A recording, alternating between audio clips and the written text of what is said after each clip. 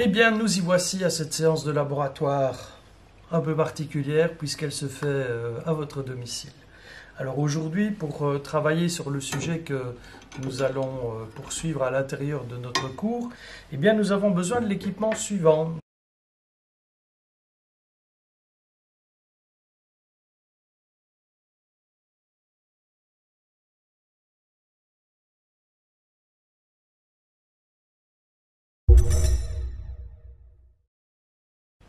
À l'intérieur de ce tube, j'ai placé une substance qui est un petit peu visqueuse, c'est de la glycérine.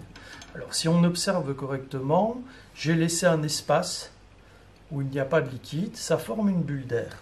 Et lorsque je retourne mon tube, eh bien cette bulle remonte à l'intérieur du tube pour aller se placer tout en haut. Et c'est là que ça devient intéressant.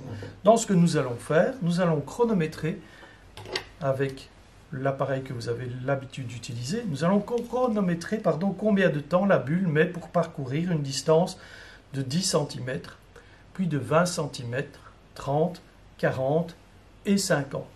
Et évidemment, comme cette bulle est assez grande, nous allons prendre un point de repère. On va chaque fois regarder le bas de la bulle lorsqu'il passe et qu'il correspond au passage devant le tuyau. Alors, allons-y.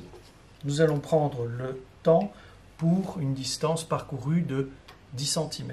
Je mets mon chronomètre à 0. Il est remonté, tout est OK.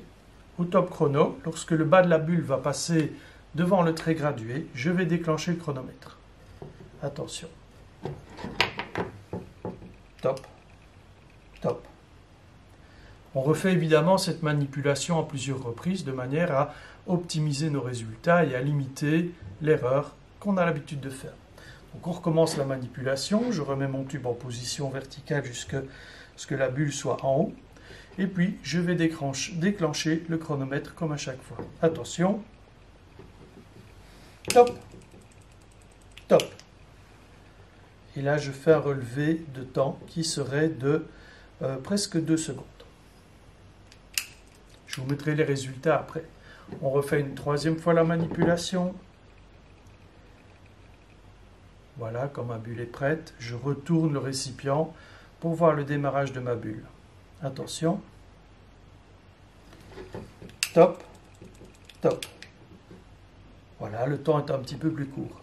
Alors, pour quelle raison est-ce que j'obtiens un temps un petit peu plus court, parfois un petit peu plus long? J'aimerais bien que vous répondiez aussi à cette question-là dans le travail de recherche. Tout au moins en rédigeant votre rapport de laboratoire. Alors maintenant, on va attendre que la bulle parcourt 20 cm et on va voir combien de temps elle met. Et de nouveau, je vais faire 3 fois la manipulation. Je vais maintenant mesurer le temps mis pour parcourir 30 cm. Et on recommence ainsi de suite. 40 cm, 50 cm. Je vous donne les résultats dans un instant.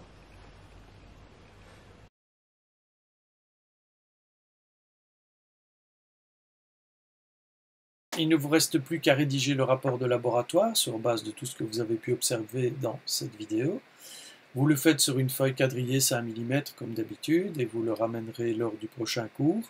Mais en plus, vous pouvez aussi, dès qu'il est terminé, en prendre une photo et la déposer dans l'espace fichier, je ne me trompe pas, de la plateforme Teams dans Physique. Moi, il ne me reste plus qu'une seule chose à vous dire et je vais aller me reposer, c'est